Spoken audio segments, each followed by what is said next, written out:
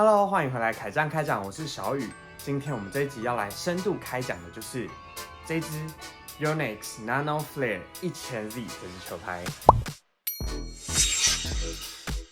这支球拍呢，我们之前已经有试打过这支球拍的打感了。那还没有看过的朋友呢，可以先点开这一集来看一下我们第一时间上手的试打心得。那在开始看 NF 1000Z 这支球拍之前，我们先从命名开始。其实 Yonex 一直隐藏了一个名字上面的大方向逻辑，就是他们同系列的球拍，数字越大的球拍就代表了它其实会通常越硬。像拿 AX Extra 系列来说好了，77就比66硬，那88又比77硬，99、100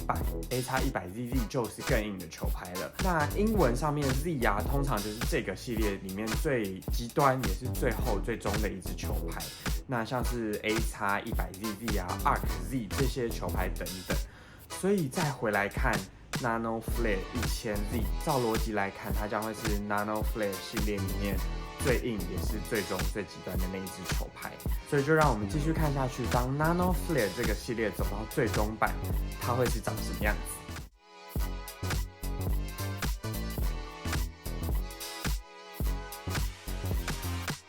先来好好看一下这支球拍的外观好了。拿到实拍，首先我要先称赞一个点，握把。握把是黄色的，你可以看我后面的所有球拍，几乎握把都是黑色，原厂的这个握把。很多人说啊，我又不用原厂握把，我都会自己拆掉再换。但是你知道吗？这个就是你 YY 愿意为了单独一支球拍去做这个黄色的搭配的握把搭配上去，我觉得这就是用心的地方啦。整体看上去有没有就很舒服的感觉，很一体，然后再加上这个指卡。这个支卡我觉得设计的超好，它就是让它有这个一道闪电从这边劈下来到手柄的这个感觉，我觉得是让它整体那个闪电的意象啊，跟整体球拍的设计又更完整一点。我很喜欢这个它这个指板加上去之后，就很完整了它这个一道闪电劈下来的这个意象，我很喜欢。那这个黄色呢，其实在 YY 里面的球拍最近让人很印象深刻的就是 Arc 7这支球拍啦。我们就现在来比较看看。那我们就两支放在一起比较看看，其实蛮明显的。Arc 7是偏向荧光黄的黄色，那 Nano Flare 1000Z 它是比较饱和一点的黄色，其实黄色不太一样。那中间段这边 Nano Flare 中间段有转了一点渐层的金色，我觉得很漂亮。那其实我很喜欢这次 Nano Flare 1000Z 中间有加上一些很细微的反光小三角形，只有拍身慢动作转动的时候会有这些细微的小反光，我觉得很像细细小小的闪电火花，那让整支球拍又多了更多小细节。然后我觉得强烈建议这支球拍要搭配黄色握把布，它会让你在场上整个很显眼，就是很明显的指标性，这支球拍在场上很好认，就是强烈建议要搭配黄色握把布啦。在框型的这个边框的部分呢，你拿这支 NF 700一起拿来比的话，会发现它们两个都是加宽版的那种框型，但是 NF 700其实拿上手会发现它其实偏薄框啊。但 NF 1000Z 就是有加厚的后框的感觉，但框型整体是很接近的，就是都是这种加宽的框型。整体框型放在一起比呢，你会发现 NF 1000Z 有再稍微小一点点，在这边侧面就很明显可以看到，它有稍微再往里面缩小一些些，所以应该设计起来的打感就是它会比较稳定，但是因为小拍面的关系，所以它球质也会比较集中，所以球速或者质量上面都会再做提升。在科技部分，沿着中管这次 NF 1000Z 的中感看到中间这长长的一串字，没错 ，YY 终于打破他们家材质和科技沉默，他们近几年开始把他们用的球拍材质、用的球拍科技大声的宣告出来。那这一次更是直接把 NF 1000Z 所有球拍上面用到的科技、碳纤维等级，通通都直接印在球拍上了。这个是比较以前球拍没有做的事情。那这次最强调就是他们拍面有用了东立集团的 M40X 这个高强度的航太等级碳纤维，但这个材质其实在 NF700和 NF800上面都已经有使用了，只是当时还没有直接把它印在拍身上面。那像其他的科技，像是 DR 还有 Hyper MG 跟 Ultra PEF 这些科技都是要强调说这支球拍有很好的高反发力以及很稳定性的球拍科技应用在这支 NF1000Z 上面。那在这次脚椎的设计上面换上了这个鱼嘴脚椎，那用意就是要让球拍在挥动的时候，拍面可以增加前后摆动的空间，那也同时减少我们左右晃动的这个晃动量。那让我们的手部力量可以出速的更快。那左右下半部这两边各有一个连钉，叫做弹射连钉啊。它跟二姐夫 ZF2 的那个分线槽不太一样，它就是一个单纯的4孔连钉。那它的用意就是让我们这个拍面的反弹力更高嘛。那中杆的另外一边呢，标示了这个 headline， 就是轻头的 balance 跟10mm 的加长设计。这个加长的地方是在哪里呢？不是整个拍身加长哦，它其实是手柄的地方加长了。那中杆相对来说，因为整支球拍的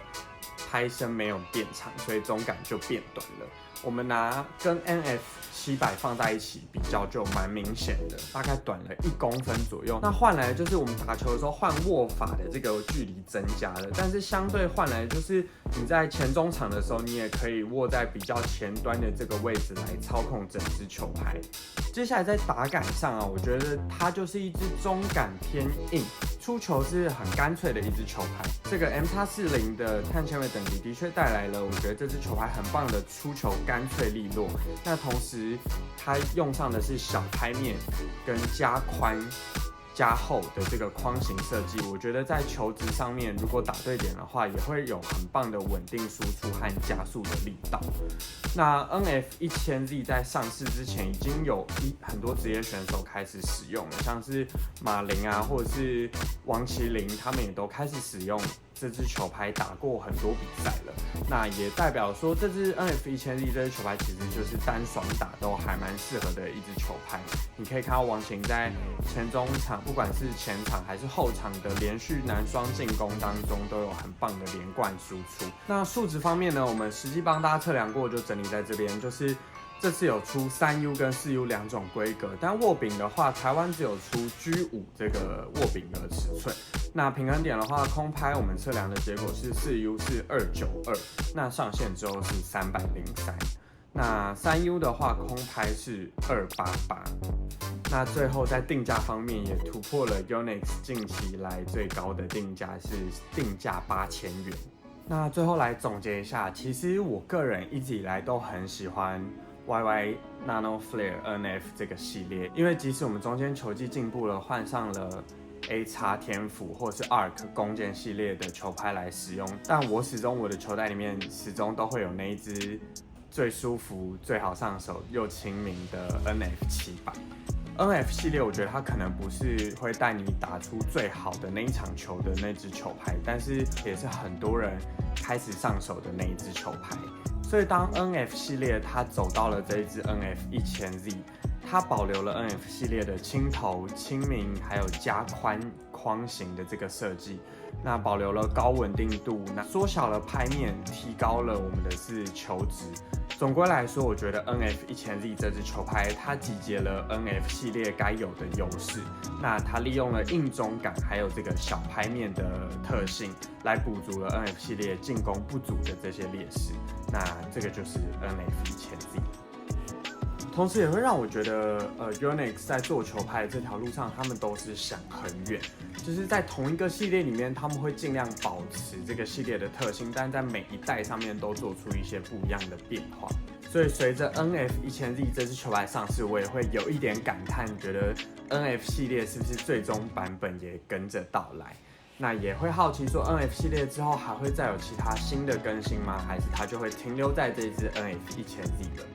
最后看到这边，我来劝败一下，如果你本身就是 Yonex NF 系列的爱好者，这个系列走到了1000Z 这个大哥等级的球拍最终版出现了，你能不收吗？那我觉得它也适合了，是你有一定的程度，如果你想要再进阶一点点你进攻的球路的话，我觉得 NF1000Z 会是一个蛮好的选择，就这边提供给大家参考啦。那这支球拍呢，已经全球在6月16号已经上市了，老样子，首播还是限量的，就是残酷的，所以大部分的货应该都是有预购的朋友已经发完了。那在我现在拍片的此时，就是首发日啦，6月16号，我们店里面还有一点点微量，但我不确定上片的时间会是什么样的库存状态。那反正我会把购买的链接放在下面，如果有需要或喜欢这支球拍的人，就赶快自行手刀下单咯。那我是小雨，如果你有喜欢这支影片的话，记得帮我按赞，然后可以追踪我们的频道凯酱开讲，我们会开更多羽球的新商品，然后讲更多羽球关于的分享。那我们就下支影片见啦，拜拜。